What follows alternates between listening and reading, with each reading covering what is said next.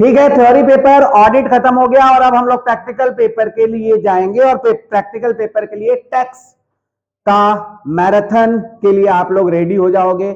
आपको marathon class भी दिया जाएगा, लेकिन उसके पहले छोटे छोटे टुकड़ों में आपका पूरा 80 मार्क्स को कवर करने के लिए 3 या 4 वीडियो मैं पहले अपडेट कर देता हूं। क्वेश्चंस किस तरह से आता है एक बार आपको पेपर पैटर्न बता दूं।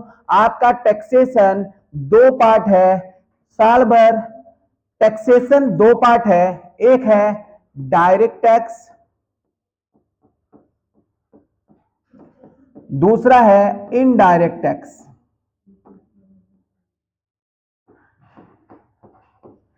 Direct tax, indirect tax. Direct tax 40 marks cover करता है और इनडायरेक्ट टैक्स 40 मार्क्स कवर करता है। ये 40 मार्क्स के पहले हम लोग तैयारी करेंगे अपने 2 या 3 वीडियो में।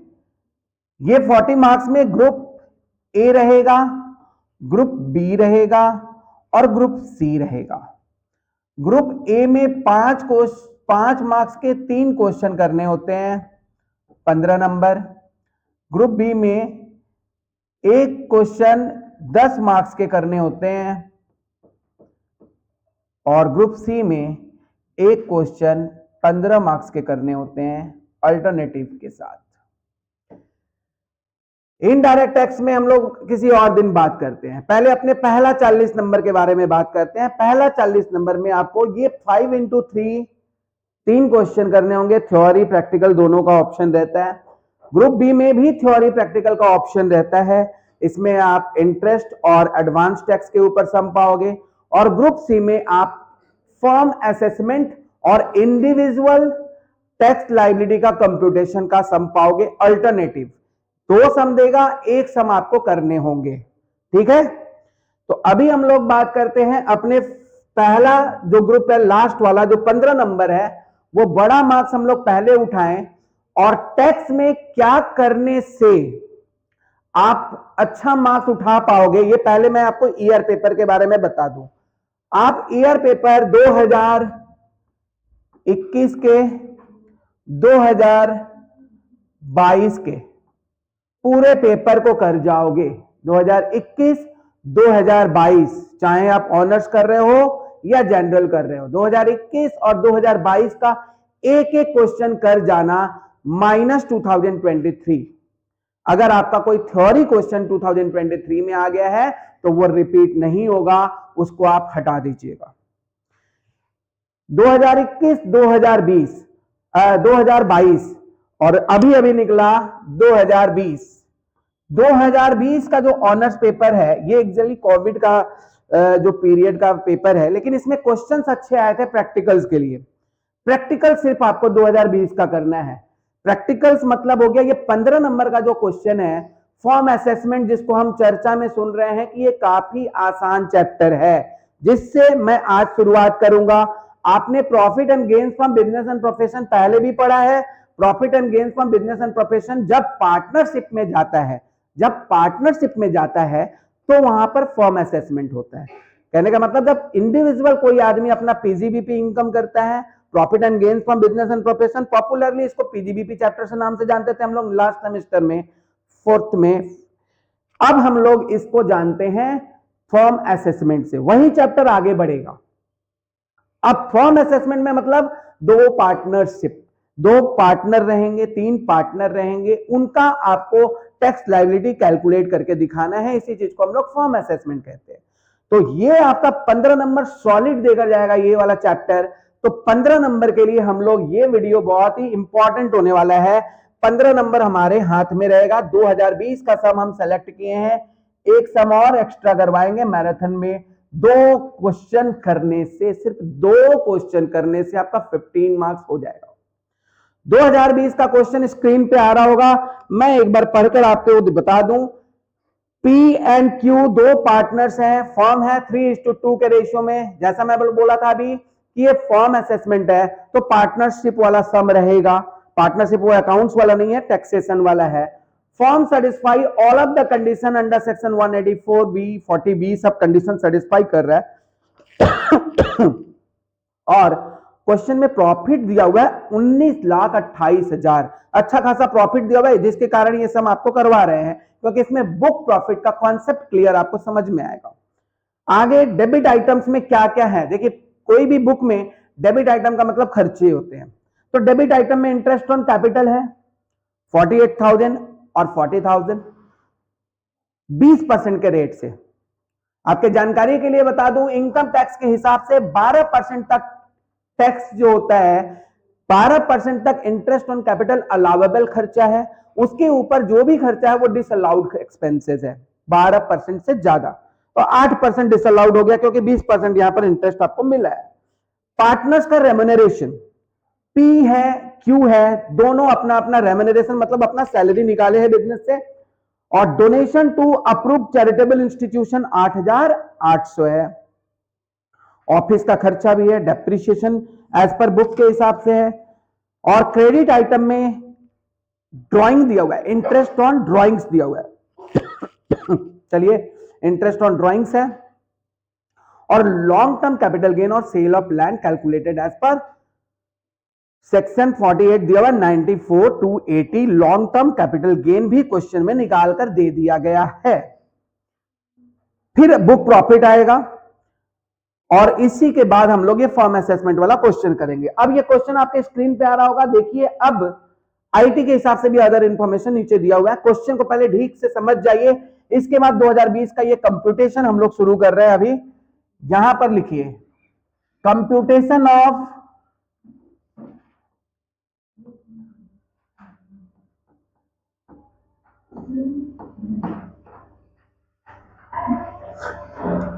Total income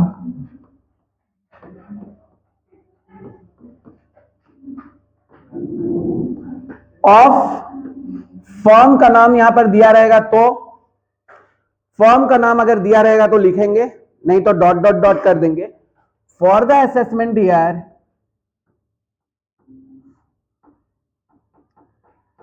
2024-25 related to previous year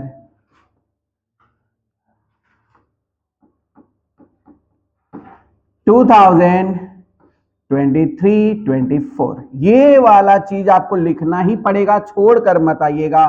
और यहां पर अमाउंट, अमाउंट याद रखिए, डिटेल अमाउंट नहीं करना है टैक्स के पेपर में, अमाउंट और अमाउंट ही लिखना है आपको।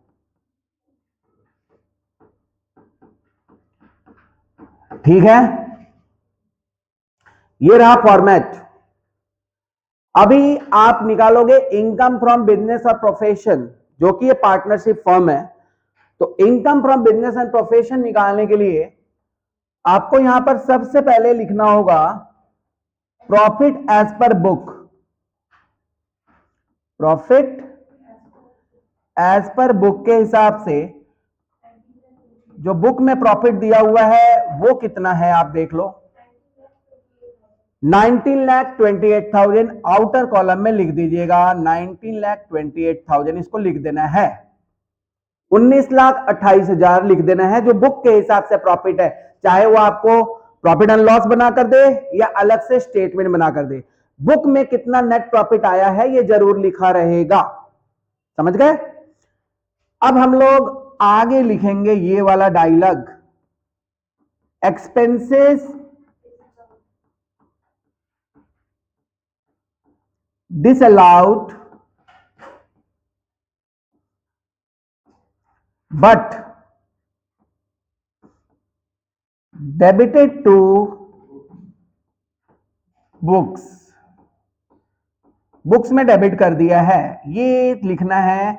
कुछ ऐसे खर्चे जो इनकम टैक्स अलाउ नहीं करता, लेकिन आपने पीएल के डेबिट में, प्रॉफिट एंड लॉस अकाउंट में डेबिट कर दिया है, मतलब आपने कुछ ऐसे खर्चे लिख दिए हैं जिससे आपका प्रॉफिट कम हो गया है। भैया प्रॉफिट अगर कम हो जाता है तो हम लोग उसको बढ़ाएंगे, बढ़ाने के लिए आपको क्या करना होगा, ऐड ही करना होगा ना वो सारा खर्चा जो आपने माइनस कर दिया है। पहला खर्चा का लिस्ट है यहां पर, क्या है, interest on capital, interest on capital, यही है ना, तो लिखेंगे इंटरेस्ट ऑन कैपिटल। पार्टनर का नाम क्या है, पी का इंटरेस्ट बताइए कितना था? 48,000 और ये 20% के लिए मिला है। हम लोग 12% तक अलाउड करते हैं, हम लोग मतलब इनकम टैक्स कितना परसेंट तक अलाउड करता है? 12% तक अलाउड करते हैं। यहां पे 20% इंटरेस्ट निकाला है पार्टनर, तो 8% पे क्या लगेगा? टैक्स। मतलब वो आपका डिसअलाउड एक्सपेंसेस हो जाएगा, कुछ लगेगा नहीं, डिसअलाउड है। भैया आपने ज्यादा माइनस कर लिया है, इसको ऐड कर दीजिए। 8% वो ज्यादा माइनस किया, कितना आया? 19,200। ये तो हो गया पी का। पी के बाद कौन है? क्यू का बोलिए कितना था? 40,000 मिला है। 20% के लिए एक्स्ट्रा कितना हुआ? 8%। तो इसका कितना एक्स्ट्रा हो गया? 16,000। इंटरेस्ट ऑन कैपिटल का कैलकुलेशन समझ गए ना? कभी भी 15% रहे तो इंटू 3 करेंगे, डिवाइड बाई 15 करेंगे। 14% रहे तो डिवाइड बाई 14 इंटू 2 करेंगे। 13% रहे तो डिवाइड बाई 13 इंटू 1 करेंगे। याद रहेगा? तो ये इंटरेस्ट ऑन कैपिटल कभी भी रहेगा 12% तक अलाउड है। काला तो समझ में आ गया होगा। इसके बाद क्या ऐड करना है देख लीजिए, पार्टनर्स रेम्युनरेशन। पार्टनर्स का जो रेम्युनरेशन होता है ना, partners remuneration,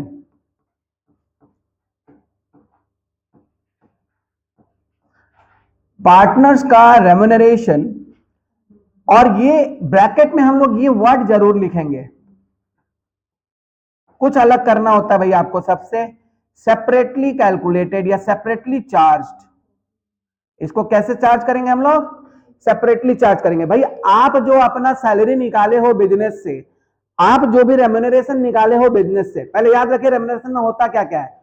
commission, fees and salary. ये तीनों चीजें जो बुक में वो डेबिट किया है, इनको क्या करना होगा? ऐड करना होगा। कमीशन, फीस एंड सैलरी, ये तीनों चीजों को आपको ऐड कर देना होगा। जो भी चीज वो लोग डेबिट किए हैं वो उसको ऐड कर देना होगा। यहां पर क्या है? पार्टनर्स का रेम्युनरेशन अलग से दे दिया क्वेश्चन में, कितना है? 2,60,000 और 3,36,000। पी का कितना बोली? 2,60,000। क्यू का कितना बोले? 3,36,000। दोनों जोड़कर कितना बोले? 5,96,000। ये क्या मिल गया? पार्टनर्स का रेम्युनरेशन। पार्टनर्स का रेम्युनरेशन के बाद उसने इंटरेस्ट तो हो गया, पार्टनर्स रेम्युनरेशन, कस्टम्स अथॉरिटी को फाइन दिया है, वो अमाउंट को पीएल के डेबिट में कर दिया है।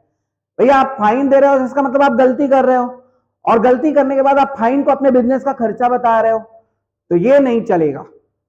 इनकम टैक्स अथॉरिटी इसको डिसअलाउड करेगा। क्या करेगा? डिसअलाउड करेगा। तो हम लोग क्या लिखेंगे? Fines to customs authority. कितना रुपया है?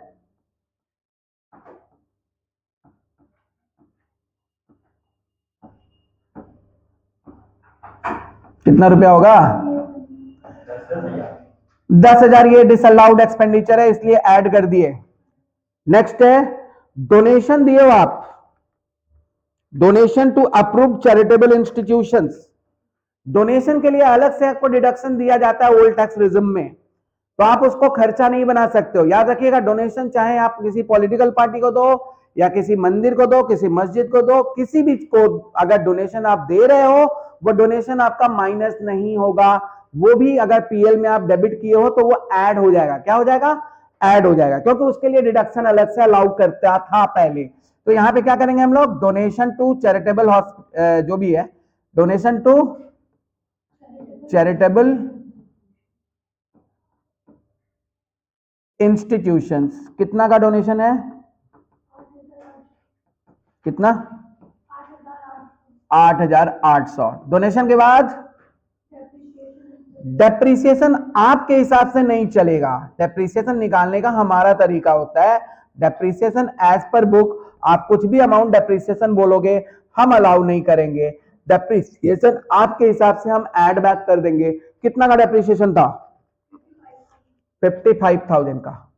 तो ये कुछ ऐसे प्रॉफिट, कुछ ऐसे इनकम थे, कुछ ऐसे एक्सपेंसेस थे जो आपके इनकम को कम कर गए थे। अभी हम लोग इसको क्या किया, एड बैक कर दिया। क्या किया, एड बैक कर दिया। देखेंगे प्रॉफिट कितना आपका दिखा रहा था ऊपर, 19,28,000। इसमें ये सारे एक्सपेंसेस को ऐड कर देने हैं, 7,05,000 हो गया आपका। यहां तक हम लोग अपने पहले पड़ाव को कंप्लीट कर लिए। सारे खर्चे जो इनकम टैक्स के हिसाब से डिसअलाउड थे वो हम लोग ऐड कर दिए, आ गया 7,05,000। और इन दोनों को हम लोग बाद में जोड़ेंगे। अब हम लोग लिखेंगे लेस।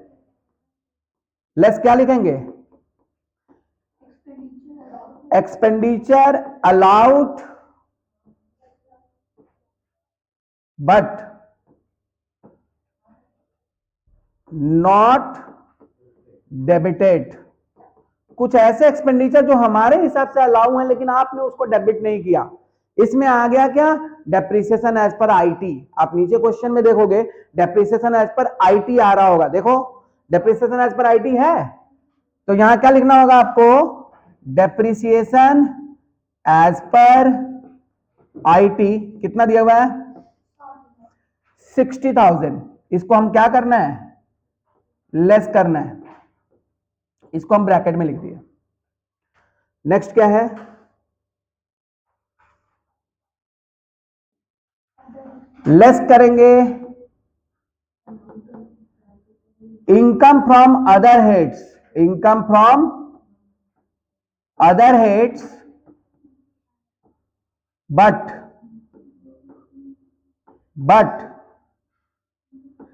Credited to books. ये बुक में क्रेडिट कर दिया है, मतलब इस हेड्स में डाल दिया है। इनकम फ्रॉम बिजनेस नहीं है, ये दूसरा हेड का इनकम है लेकिन आपने उसको पीजीबीपी में डाल दिया है। उसे क्या करेंगे हम लोग, लेस कर देंगे।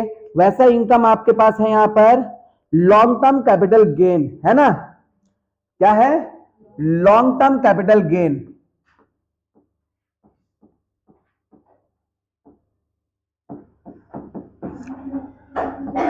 कितना है, लॉन्ग टर्म कैपिटल गेन कितना है, 94,280। ये हम लोग यहां लिख देंगे। अब हम लोग कर देंगे टोटल अभी तक जो भी किए हैं।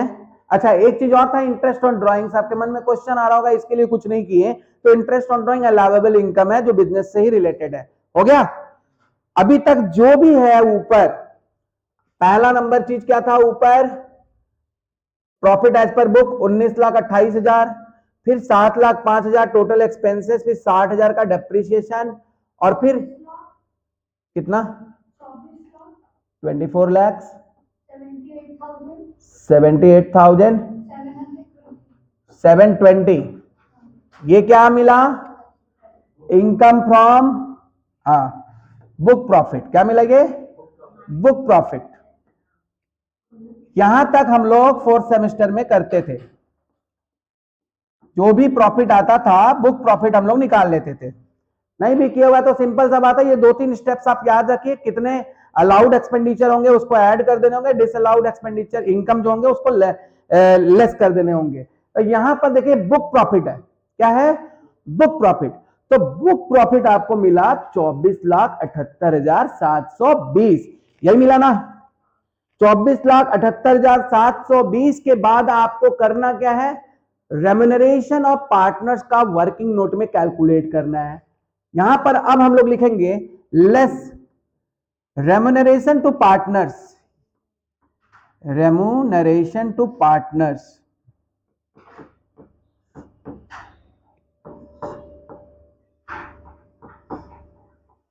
As per IT. Income tax के हिसाब से रेम्यूनरेशन टू पार्टनर आपको कैलकुलेट करना है। लिखेंगे least of the following, least of the following, दोनों में से जो छोटा होगा, जो नीचे हम लिख रहे हैं, ए नंबर एक्चुअल रेम्यूनरेशन, तो ऊपर हम लोग ऐड किए हैं, और बी नंबर मैक्सिमम परमिसेबल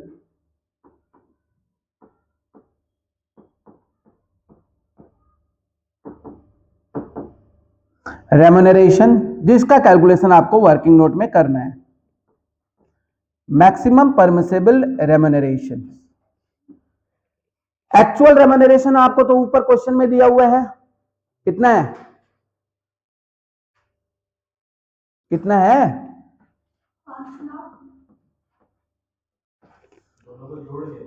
हाँ हाँ भाई, दोनों को जोड़ के एक्चुअल रेम्यूनरेशन जो हुआ था 5,96,000, यही ना, 5,96,000,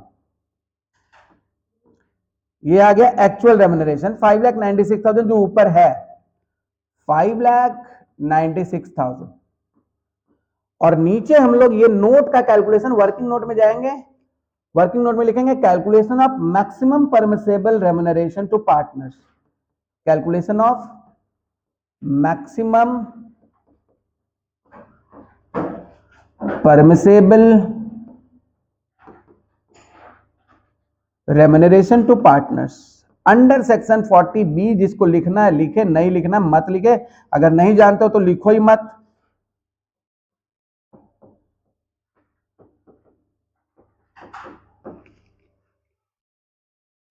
यहां पर इस तरह से हम लोग एक चार्ट बना लेंगे, यही चीज सीखना है अपने को। यहां पर लिखेंगे बुक प्रॉफिट,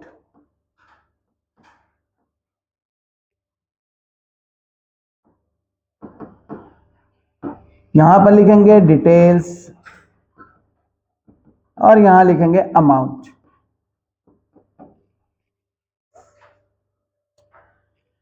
जो पहला 30 लाख रुपया 3 लाख रुपया है, क्योंकि आपका टोटल बुक प्रॉफिट कितना आया था, ऊपर कैलकुलेट किए थे तो टोटल बुक प्रॉफिट आया था 24,78,200, है ना। टोटल हम लोग यहां पे एक बार लिख लेते हैं, 24,78,200, यही है ना, 720, ओके 720, ये 720 होगा ना। चलिए, तो यहां पर हम लोग क्या करेंगे, फर्स्ट रुपीज 3 लाख,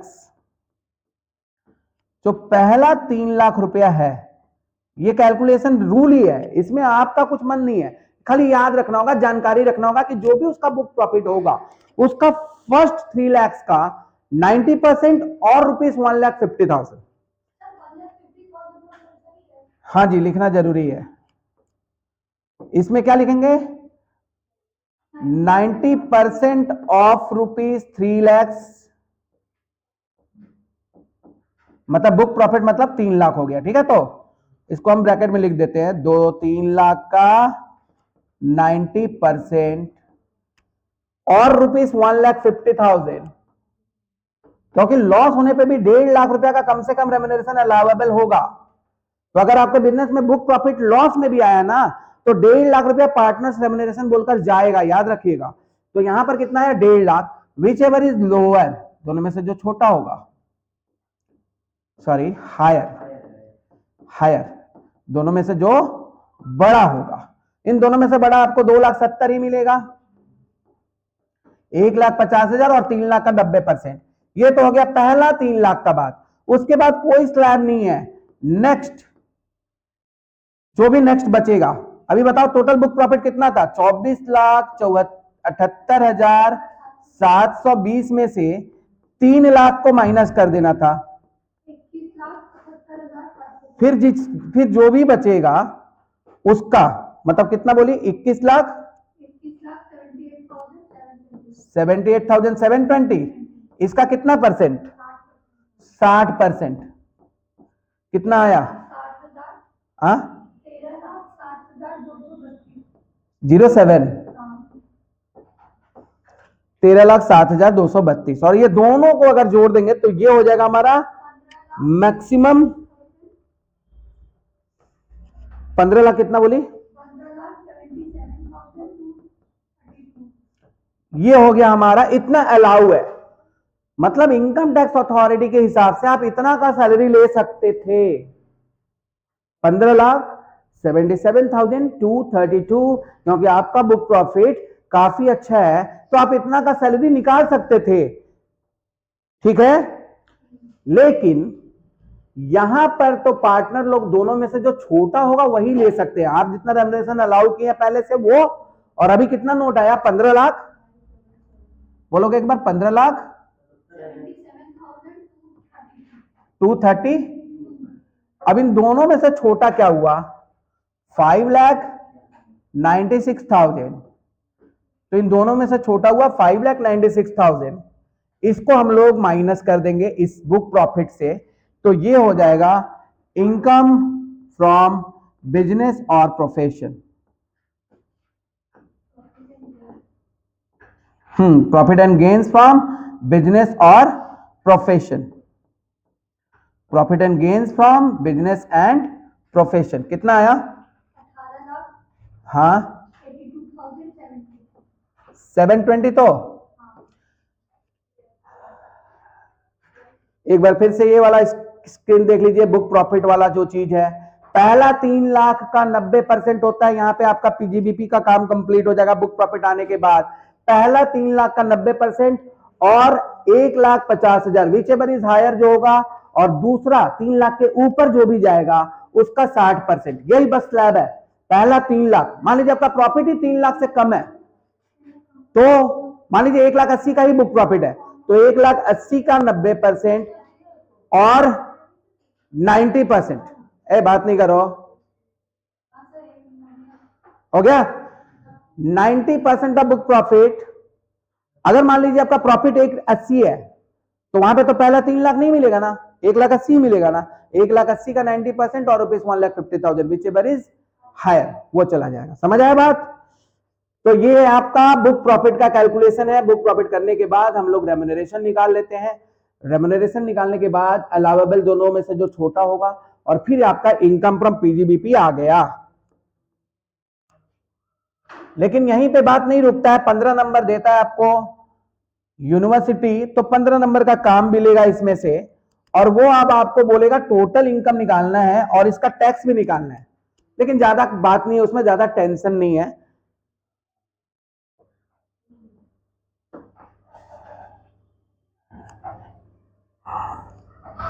बताइए इसमें यहां के बाद उसका इनकम फ्रॉम अदर सोर्सेस था कि नहीं था? इनकम फ्रॉम कैपिटल गेन था क्या? ओ, इनकम फ्रॉम कैपिटल गेन था। ऊपर जो हम लोग लेस किए थे कितना था?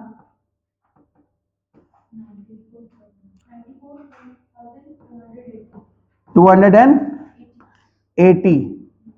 ये इनकम फ्रॉम कैपिटल गेन था। इनकम फ्रॉम कैपिटल गेन आने के बाद क्या हुआ, दोनों को जोड़ देंगे हम लोग। और कोई सोर्स था क्या? नहीं, तो ये दोनों को हम लोग जोड़ देंगे। कितना आ गया? दोनों जोड़कर बताइए।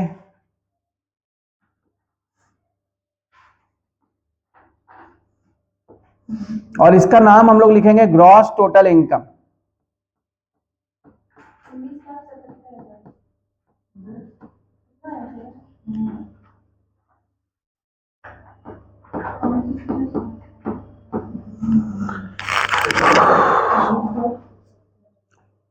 आ गया 19,77,000, 19,77,000। इसमें से हम लोग लेस करेंगे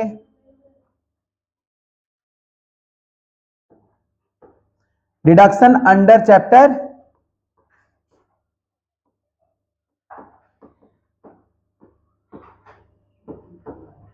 क्योंकि ओल्ड टैक्स रिजिम के हिसाब से बना रहे हैं, तो डिडक्शन अंडर चैप्टर 6A हम लोग करेंगे। यहां पर डिडक्शन अंडर चैप्टर 6A, इसमें क्या लिखेंगे?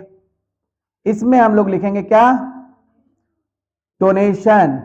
80G में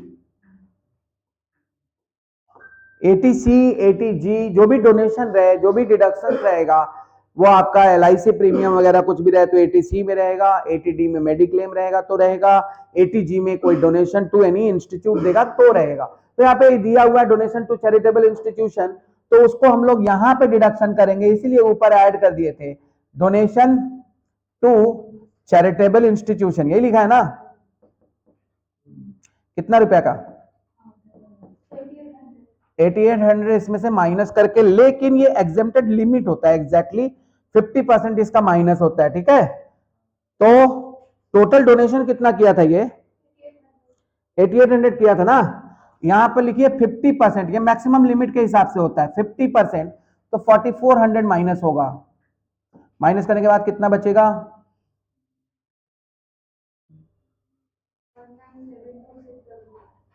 19600, ये हो जाएगा उसका टोटल इनकम, मतलब इसी इनकम पे टैक्स लगेगा।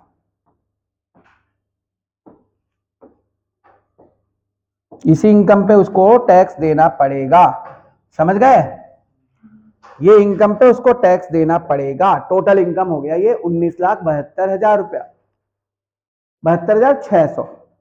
अब ये असेसमेंट ऑफ फॉर्म हम लोग कर रहे हैं, तो असेसमेंट ऑफ फॉर्म करने का मतलब क्या हो गया, यहां पर स्लैब नहीं बनता, डायरेक्ट 30% का टैक्स लग जाता है। कितना परसेंट का? 30% का, स्लैब नहीं बनता। लेकिन हाँ, लॉन्ग टर्म कैपिटल गेन के साथ वही व्यवहार होता है, लॉन्ग टर्म कैपिटल के साथ 20% लग जाता है उस पर टैक्स, ठीक है? तो यहां पर अब लिखेंगे computation of tax liability of the firm.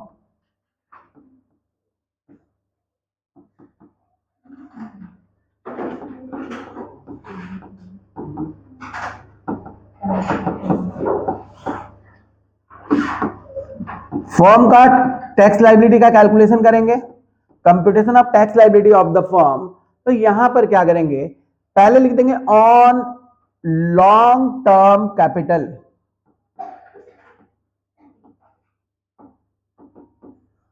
बोलिए, लॉन्ग टर्म कैपिटल गेन कितना था उसका? 94,000। इस पर लगेगा 20%, 18856। और उसके बाद ऑन अदर इनकम पे, अदर इनकम पे कितना लगेगा बता दीजिए? 19,72,600 था ना, इसमें से 94,280 को माइनस करने के बाद जो भी बचेगा उसका सिंपल 30% होगा, कोई स्लैब नहीं, 30% टैक्स लग जाएगा। 30% कितना हो गया बता दो?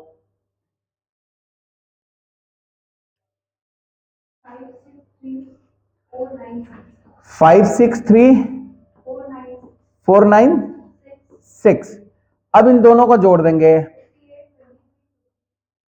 5852 हो गया। तो अब इसमें ऐड क्या करेंगे? Health and education cess,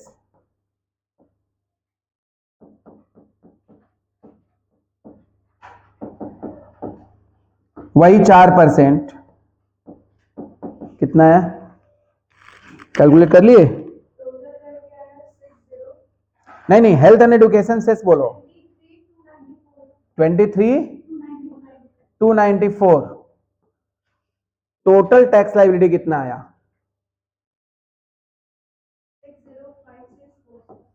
605646। ये हो गया टैक्स लायबिलिटी। इसको आप राउंड अप में कर लीजिए, नियरेस्ट 110 के रुपीस में, तो राउंडेड अप आप कर सकते हो। अंडर सेक्शन 288 इसको राउंडेड अप कर दीजिए 605650। ये रहा आपका आंसर।